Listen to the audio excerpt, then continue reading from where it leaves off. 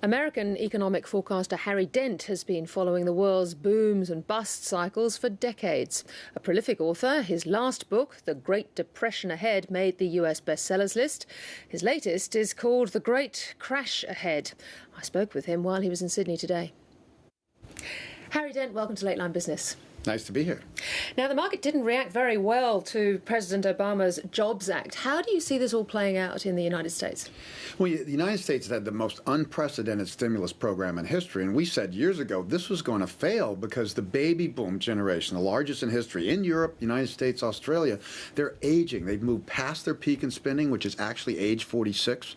And so they're shifting from being spenders to savers. So they stimulate the economy, and then these people don't spend it, they don't borrow money, they don't buy houses because they're done.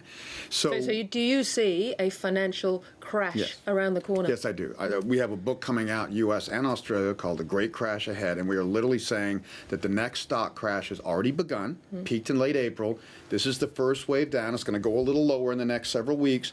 We're going to get a year-end rally, and then we're going to go into a deeper crash next year. Now, of course, you were right when you called the Japan slowdown in the 80s and the Dow going to 10,000. You weren't so right when you were saying that the Dow was going to go to 20,000.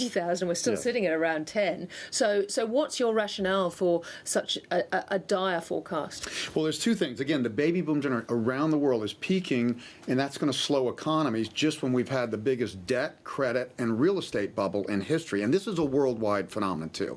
And we warned so Australia should be worried about property? Yeah, we warned the U.S. that the crash happened in Japan. It was going to come later in the U.S., and we've been warning Australians and Canadians that it's going to hit them in the next year or two, too. So, yes, we do think real estate's going to come down, and that's actually a good thing long-term. Expensive real estate is tough for young couples and tough for business competitiveness.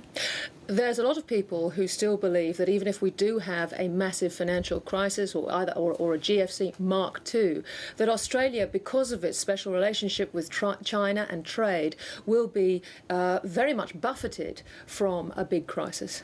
That'd be nice if China didn't have a bubble, too. China is building cities like Ordos for 1 million people, nobody in them. They're building infrastructures. They got excess steel, aluminum capacity. We've analyzed China. China is overbuilding everything for a world that's slowing as if it's going to grow, and they're going to keep growing at 10%. So we think this time, last time, you got away without a recession when Europe and the United States went down. This time, your real estate, I think, gets hit harder, and then the China bubbles burst, and that hits your exports. So I think Australia still has the best demographics of all the Western developed countries.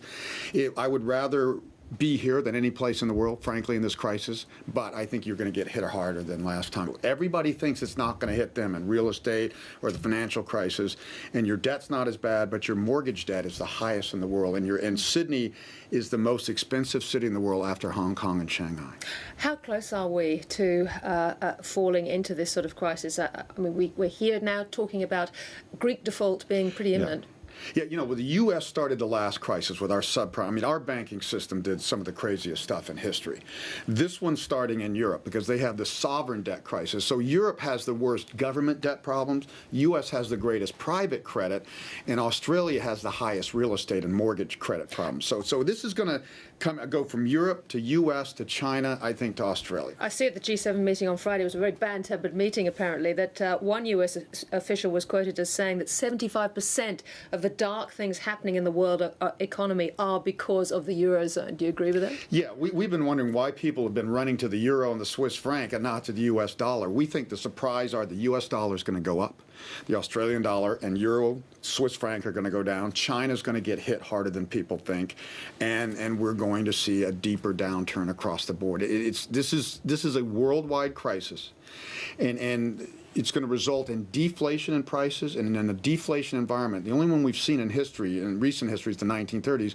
Real estate, commodities, stocks all go down. So you have to be in safe investments and just let this bubble deflate. It's that simple. Harry Dent, can I say I hope you are wrong, but thank you very much for coming and joining us today. Sure.